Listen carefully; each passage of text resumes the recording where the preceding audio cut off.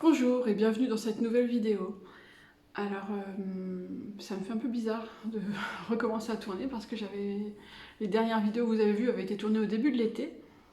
Donc si je bafouille un peu, ne m'en voulez pas, c'est juste que je reprends mes marques et voilà. J'espère que vous avez passé un bel été. Et je vais pas faire un bulletin météo, hein. On sait tous qu'on est tous morts de chaud pendant cet été.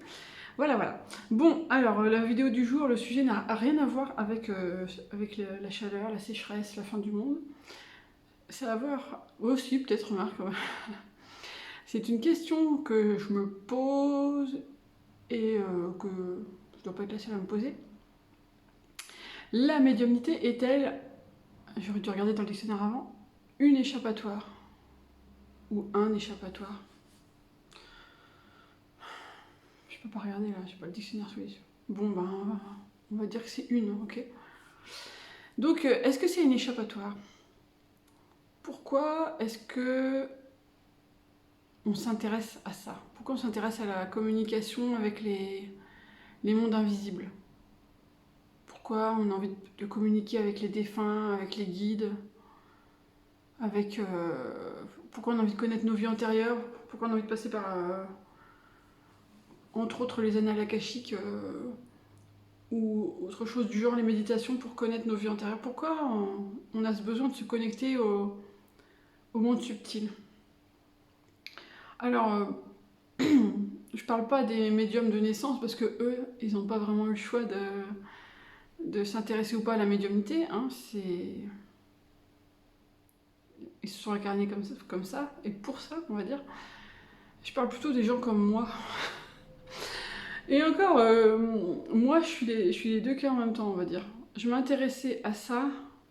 Je m'intéressais à la question de la vie après la mort, mais j'étais pas médium quand je m'y intéressais. Et puis ça m'est quand même tombé dessus. Mais est-ce que ça m'est tombé dessus parce que je m'y intéressais? Oui. Non. D'après mon enquête policière très poussée, ça m'est tombé dessus parce que c'était mon chemin. C'est tout. Et donc, on va parler ici des gens, je ne sais pas s'il y en a parmi vous, parmi ceux qui regardent cette vidéo, qui s'intéressent à la médiumnité, mais qui n'ont pas révélé pour l'instant leur faculté de médium. Et pourquoi vous vous intéressez à ça? Voilà. Qu'est-ce qui fait que vous avez besoin d'aller de vous tourner vers les mondes subtils, soit par vous-même, soit en consultant des médiums? Est-ce que vous êtes dans une fuite du merveilleux monde matériel, scientifique, cartésien, matérialiste qui est le nôtre en cette belle année 2022? Est-ce que vous fuyez ça? Est-ce que vous fuyez l'agressivité, la laideur, la méchanceté, l'hypocrisie, toutes ces merveilleuses qualités Ah, je suis un peu misanthrope là dans ma vidéo, non? En fait, dans la vie, je suis pas misanthrope. Hein. C'est juste qu'il y a des fois où je suis misanthrope. J'ai un côté paradoxal d'avoir à la fois des tendances misanthropiques et à la fois d'aimer les gens et de vouloir les aider.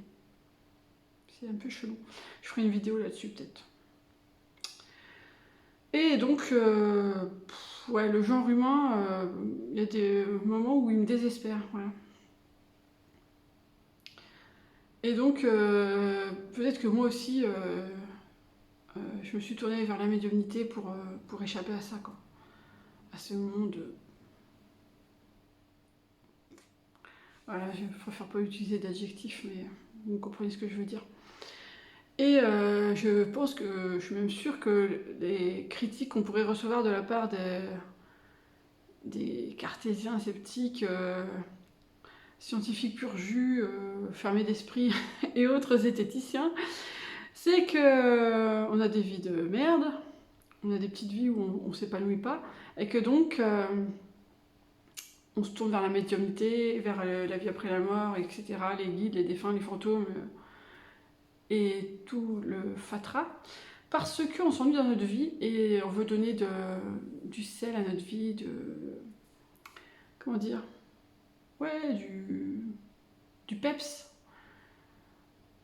donner aussi un sens à notre existence, parce que si on communique avec les plans invisibles, ben, il y a beaucoup de choses qui s'expliquent dans notre vie et qui rendent notre incarnation moins absurde, je dirais.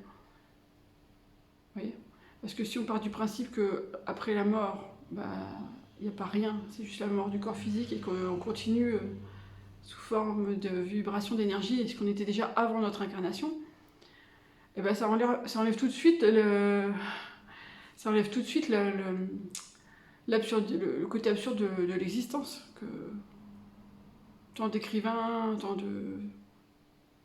d'artistes ont souligné, de philosophes aussi, je pense. Moi, je ne vais pas vous citer des philosophes ou des écrivains, hein, mais il y en a pléthore. Donc, ouais, quand on s'intéresse à tout ça, on sort du cadre j'ai peur de la mort et j'ai peur, enfin, je suis rendu fou par l'absurdité de nos existences.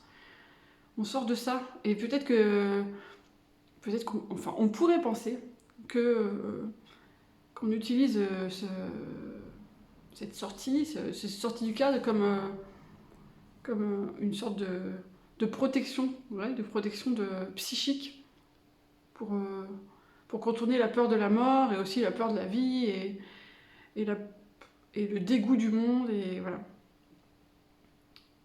Donc c'est en ce sens-là qu'on peut croire que la médiumnité est une échappatoire. Et d'ailleurs, je pense que, je pourrais pas vous dire un pourcentage, mais je pense qu'il y a quand même pas mal de gens qui sont concernés par ce que je viens de dire. Mais c'est pas tout le monde, c'est ça que je voudrais dire. Ça arrange bien les esthéticiens et tout ça de penser qu'on est des pauvres âmes qui cherchent une échappatoire, une. Mais par exemple, en ce qui me concerne, ça n'est pas le cas. Parce que moi, j'aime bien ma vie. Je trouve qu'elle est super. Je trouve que je suis bien guidée par mes guides qui sont efficaces dans la discrétion. J'ai pas à me plaindre de mon existence, quoi. C'est vrai que, par contre, le monde qui nous entoure, voilà, vous avez compris ce que j'en pense. Mais non, parce que quand ça m'est tombé dessus en 2016, c'était pas encore la merdouille que c'est maintenant. Et pourtant, je m'intéressais déjà à tout ça. Mais comme on dit souvent, on est les plus mauvais juges de nos propres existences, donc peut-être que ça se joue aussi pour moi. Mais je ne crois pas. Et d'ailleurs, j'aimerais bien que vous me disiez dans les commentaires si vous vous êtes déjà posé cette question et quelle est la conclusion que vous en avez tirée. Parce que c'est une question importante à se poser. Et comme vous voyez, je reviens avec mes questions existentielles sans fin. J'aime bien les questions existentielles. Puis si vous aimez pas ça, bah vous venez pas sur ma chaîne, comme ça tout le monde est content. Et qu'est-ce que je voulais vous dire je parle jamais dans mes vidéos de ce que je fais, alors j'en profite à la fin de cette vidéo pour vous dire que si toutes ces questions-là sur la médiumnité, ça vous intéresse, vous pouvez télécharger sur mon blog, il y a plusieurs e-books gratuits. Donc il y en a un qui s'appelle les 5 signes qui montrent que vous devenez médium. Alors là, c'est vraiment un truc que j'ai fait de manière amusante pour dédramatiser ça, mais il ne faut pas prendre ça comme parole d'évangile. Si vous n'avez pas ces 5 signes-là, mais que vous en avez d'autres, ça ne veut pas dire que vous ne devenez pas médium. De toute façon, vous êtes le mieux placé pour le savoir. Et puis un autre qui est qui est tout nouveau, qui s'appelle les 5 peurs qui vous empêchent de devenir médium. Je crois que c'est ça le titre. Et donc ils sont en accès libre sur mon blog. Si vous voulez, je vous mettrai le lien sous cette vidéo. Et voilà. Et si... je sais pas pourquoi je dis ici. Et si on se retrouve la semaine prochaine, voilà, c'est ça. Merci d'avoir regardé cette vidéo jusqu'au bout. Et puis à la semaine prochaine. Ciao.